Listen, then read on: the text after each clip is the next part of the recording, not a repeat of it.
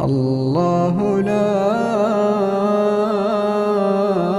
إله إلا هو الحي القيوم نزل عليك الكتاب بالحق مصدقا لما بين يديه وأنزل التوراة والإنجيل من قبل هدى للناس وأنزل الفرقان إن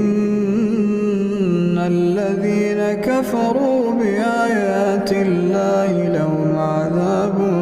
شديد والله عزيز ذو انتقام إن الله لا يخفى عليه شيء في الأرض ولا